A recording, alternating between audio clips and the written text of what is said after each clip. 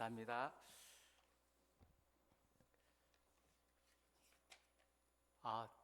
제가 설교하는 날이 사랑반 전도 발대식이라서 아주 제가 설교하면서 기분이 좋습니다. 아까 보니까 할 수 있다, 할 수 있다, 할 수 있다, 일하신다, 일하신다, 일하신다, 부흥한다, 부흥한다, 부흥한다. 저도 강대 상태에서 이렇게 손잡고 이렇게 했습니다. 선교지로 돌아가면 우리 교회도 이런 전도 발대식을 한번 했으면 좋겠다는 그런 생각을 한번 해보게 되었습니다. 제가 대만에 간 지 한 10년 됐는데 교회 개척한 지 한 5년, 6년 되었습니다. 이런 전도 발대식을 아직 한 번도 해보지 않았는데 대만 가면 이렇게 저도 한번 의정부 중앙교회를 본받아서 한번 해봤으면 좋겠다는 그런 생각을 가지게 되었습니다. 오늘 본문 말씀에 보면은 복음을 전하는 자의 발걸음이 아름답다 이렇게 말씀해주고 있습니다. 로마서 10장 13절 말씀에 보면은 누구든지 주의 이름을 부르는 자는 구원을 얻으리라 이렇게 말씀해주고 있습니다. 그러니까 우리에게 어떻게 구원받냐 이렇게 물은다면은 예수님의 이름을 부르면 구원을 받습니다 이렇게 말씀해주면 성경에 나오는 정답입니다.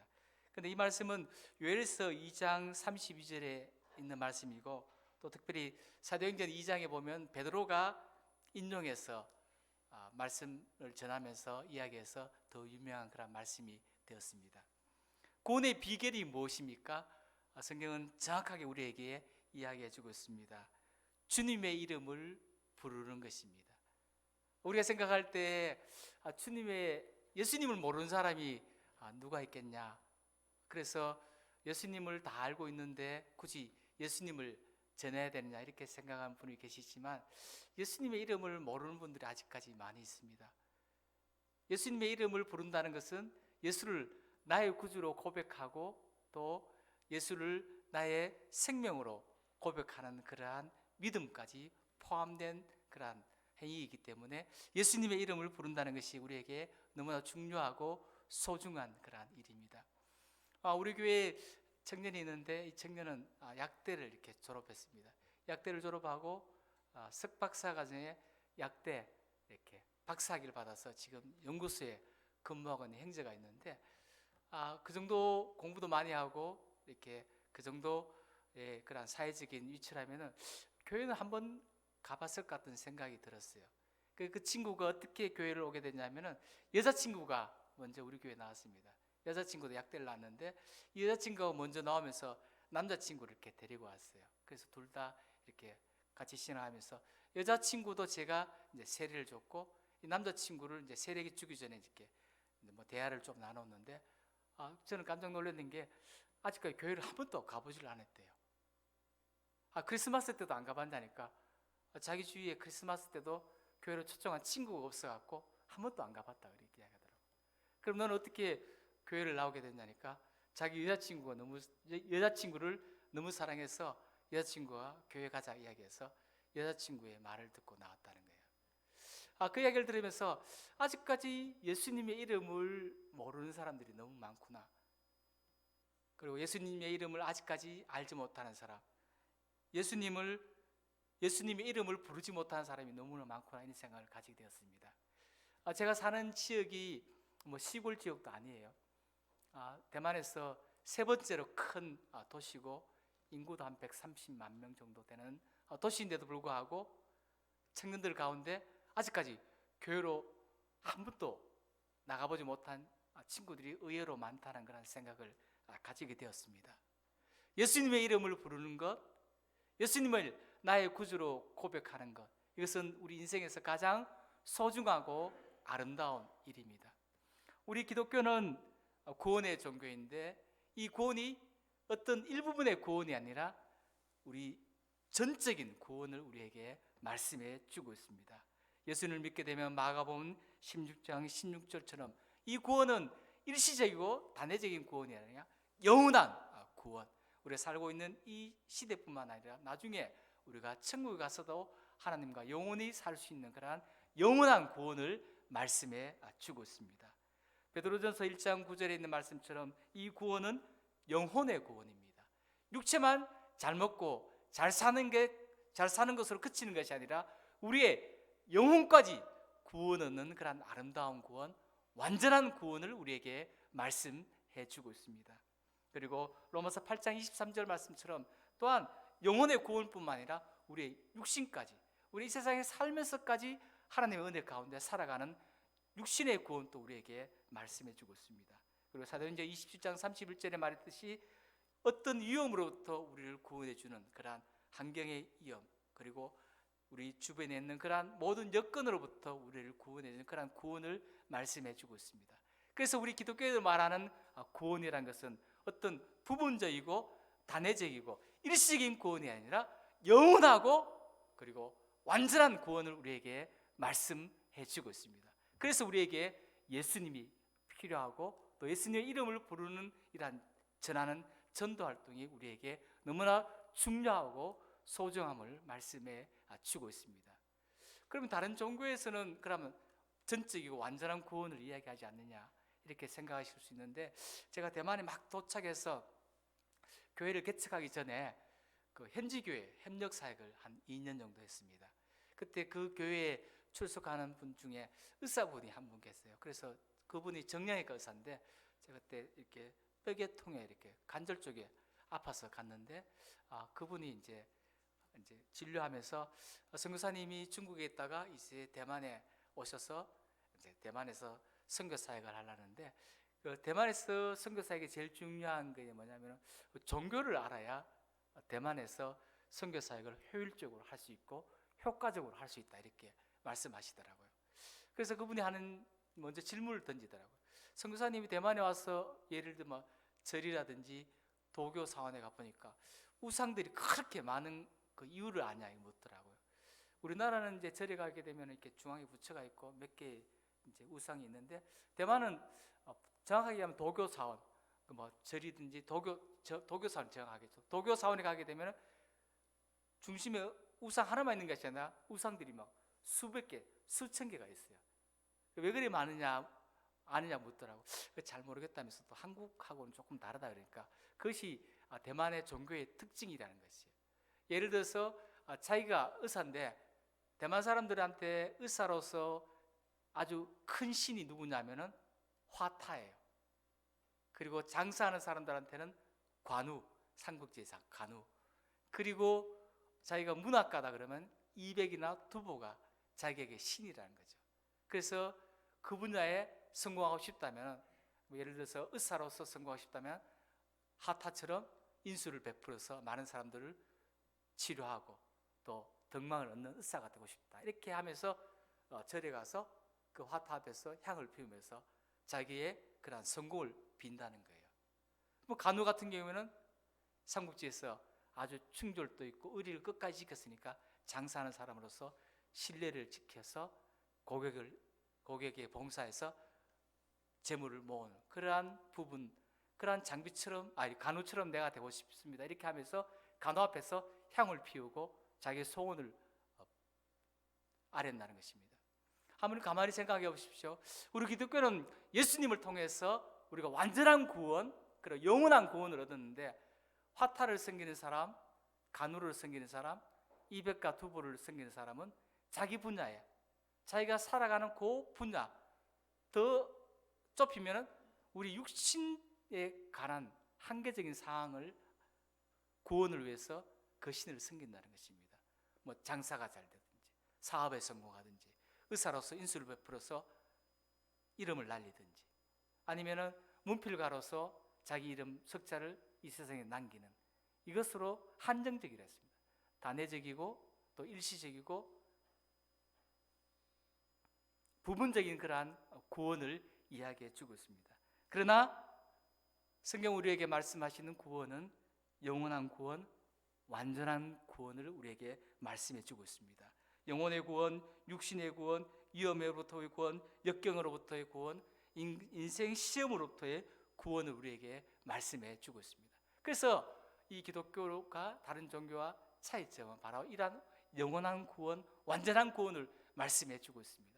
그래서 이 구원을 모르는 부분적이고 단회적인 구원을 알고 있는 사람, 이 세상에서 복 받으면 그것으로 끝난다고 생각하는 그런 단편적인 구원으로 만족하는 사람들에게 예수 그리스도의 이름을 전하는 것이 우리들의 사명이고 우리들의 일이라는 것입니다. 디모데후서 4장 2절에 보면 때를 얻든지 못 얻든지 말씀을 전파라는 그런 말씀이 있습니다.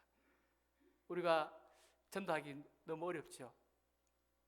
한국도 어렵고 물론 대만은 더 어렵습니다. 그러나 때를 얻든지 못 얻든지 우리가 전하게 되면은 열매 맺게 하시는 분은 하나님이심을 말씀해 주고 있습니다. 제가 교회를 개척해서 이제 한국에서 단기팀이 와서 이렇게 전도지를 이렇게 나누어 줬습니다. 이렇게 우리 교회에서 이렇게 행사를 한다는 이렇게 그 한국의 디자이너가 있어갖고 그래픽 디자이너가 있어 그 전도지를 너무 예쁘게 잘 만들어 왔더라고요. 카드식으로 이렇게 만들어서 이렇게 노방에 나와서 이렇게 전도했어요. 그런데 그때 행사 때는 사람이 그렇게 많이 오지 않았어요. 그리고 이제 그 팀이 돌아가고 한 7개월 정도, 8개월 정도 지났는데 자매 2명이 우리 교회에 이렇게 오게 되었어요. 개척교회 사람도 몇 명 안 되는데 갑자기 2명 오니까 이 교인이 20% 성장하잖아요. 그래서 너무 좋아갖고 설교 막 신나게 하고 이제 만나서 우리 교회를 어떻게 알게 되었냐고 이렇게 이쪽에 교회를 개척한 지가 한 1년 반 정도밖에 되지 않았는데 사람들이 잘 모를 텐데 이렇게 우리가 전도하지 않았는데 어떻게 왔냐 하니까 그 자매가 이렇게 가방에서 뭘 하나 뜩 꺼내더라고. 이렇게 하나 뜩 꺼내 보니까 옛날에 우리가 줬던 그 전도지인 거예요. 너무 놀랐어요. 보통 보면 전도지를 받아서 대만은 잘 그리지 않는데 한국 같으면 뭐 그 자리에 버리거나 뭐 갖고 가더라도 금방 버리잖아요. 근데 이 자매가 그 전도지를 7, 8개월도 안 버리고 갖고 있었는 거예요. 물론 너무 예쁘게 한국적인 스타일을 이렇게 만들었기 때문에 뭐 안 버릴 수도 있다고 생각할 수도 있지만 저는 이게 하나님께서 그 자매 마음을 감동시켜서 이걸 갖고 있도록 만들었고 어느 날 불현듯 그 전도지를 보게 되어서 자기도 오고 자기 동생도 데리고 와서 우리 교회에 출석하게 되었습니다. 디모데후서 4장 2절 말씀처럼 때를 얻든지 못 얻든지 말씀을 전하게 되면 하나님께서 역사하신다는 것을 우리에게 보여주고 있고 제가 선교사로서 귀중한 그런 경험을 하게 되었습니다. 오늘 사랑방 전도 발대식이 있었는데 때를 얻든지 못 얻든지 간에 하나님의 열심으로 예수 그리스도의 이름을 부르는 그런 자리에 나오도록 우리가 초청하고 열심을 낸다면 하나님께서 분명히 열매 맺게 주실 것입니다. 로마서 10장 17절 말씀 보면은 믿음을 우리에게 이야기해 주고 있습니다. 그런데 믿음이 그냥 생기는가요? 제 같은 경우에는 아버지도 목사님이고 제가 3대째고 우리 아이들은 4대째인데 믿음이 그냥 생기는 것이 아니라 믿음은 들음에서 난다. 그래서 들음은 어디서 나냐면 그리스도의 말씀에서 난다. 그러니까 믿음의 기초는 말씀이라는 거죠. 그런데 어떻게 말씀을 알 수 있냐? 들어야 된다는 것입니다. 그 당시에 이 성경을 쓸 당시에는 지금처럼 이렇게 성경이 많지 않았어요. 보통 보면 이렇게 어떤 랍비가 해당해서 말씀을 읽게 되면은 사람들이 보통 들었어요.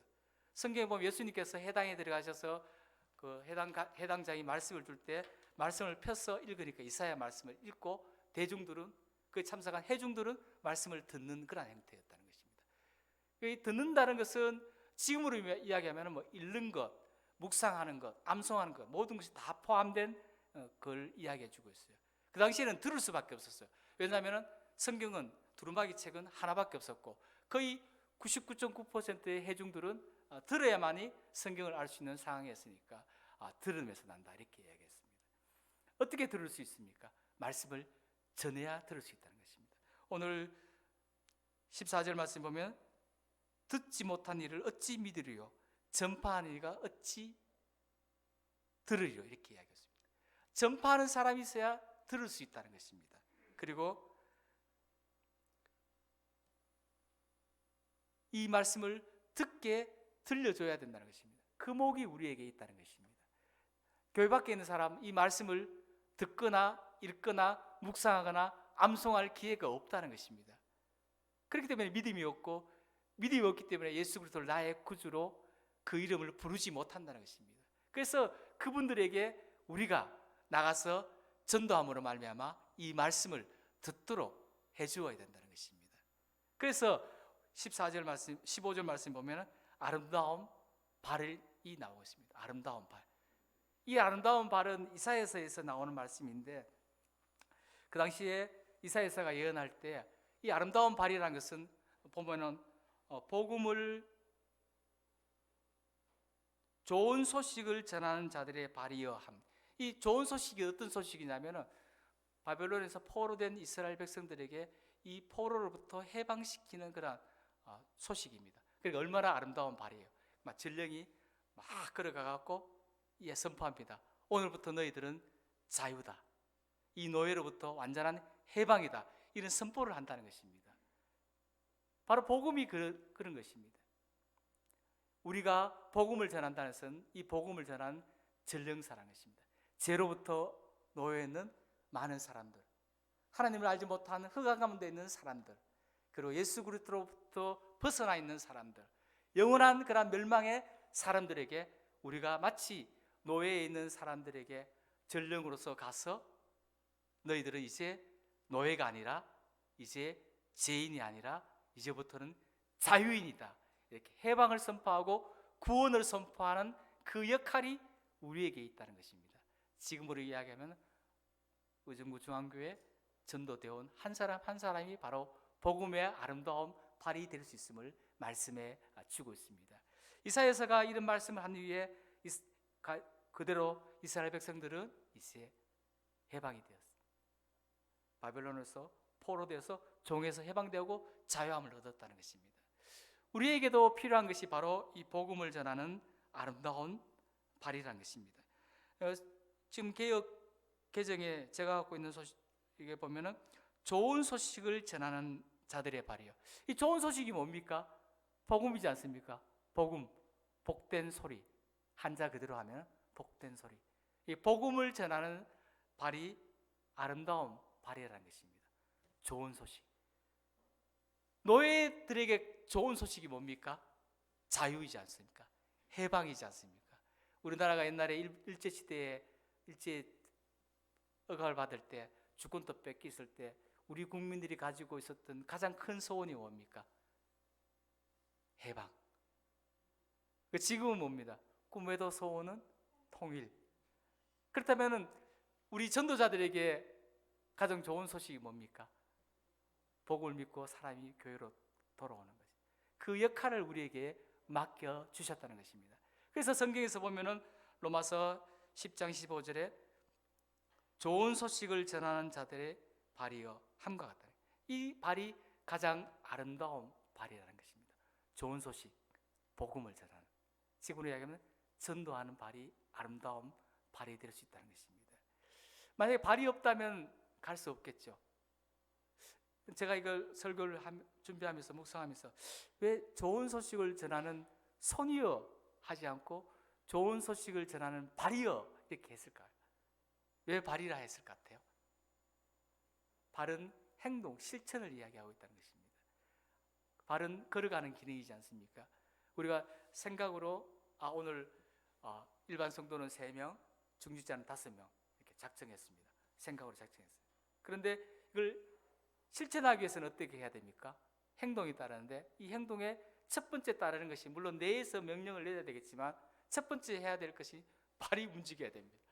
발이 움직여야 몸이 가고 몸이 움직여야 열정이 생긴다는 것입니다. 그래서 좋은 소식을 전하는 자들의 발이요. 복음을 전하는 이러한 발걸음, 복음의 발걸음이 가장 아름다운 발걸음임을 말씀에 주고 있습니다. 전도자가 없으면 듣지 못하고 믿지 못하여 복음의 흐름이 막힙니다. 그래서 우리는 복음의 통로가 되는 좋은 소식을 전하는 발들이 다 되어야 됩니다. 이 말씀은 바로 복음을 전하는 그러한 전파자가 되고 전도자가 될 때 하나님께서 우리에게 아름다운 그러한 역사를 이루어짐을 말씀해 주고 있습니다. 그렇다면 어떻게 우리가 이러한 아름다운 발이 되어서 열매를 맺을 수 있을까요? 그것은 바로 성령의 인지와 능력이 있어야 됨을 사도행전 13장 2절에서 말씀해 주고 있습니다. 아까 얘기했듯이 우리가 전도지를 줬는데 7개월 후에 8개월 후에 그 사람이 교회로 나왔다. 우리의 힘과 능력으로 되는 것이 아니라는 것입니다. 하나님께서 그 자매의 마음을 감동시켜 주셨다는 것입니다. 그래서 때를 얻든지 못 얻든지 우리는 전하고 그 결과를 하나님께 맡기고, 그리고 어떤 일을 할 간에 항상 성령의 인재와 능력을 의지하는 그런 믿음이 있어야 됨을 말씀해 주고 있습니다. 우리가 말씀을 아름다운 발이 되어서 이렇게 밖으로 나가서 사람들한테 복음을 전할 때 그냥 우리의 입으로 하거나 아니 단순한 우리 한 종이 쪽지 한 장을 전해주는 것이 아니라 그 가운데 우리의 믿음을 담고 성령의 역사심이 우리의 말을 한마디에 또 우리가 하는 전하는 이 전도지 쪽지 하나에 성령의 역사가 성령의 인재가 함께하는 그런 믿음을 가지고 전할 때 그 가운데 역사한다는 것입니다. 우리 말이 얼마나 힘이 있겠습니까? 우리의 말로 우리 자녀도 설득을 잘못 시킨 시대를 살고 있습니다.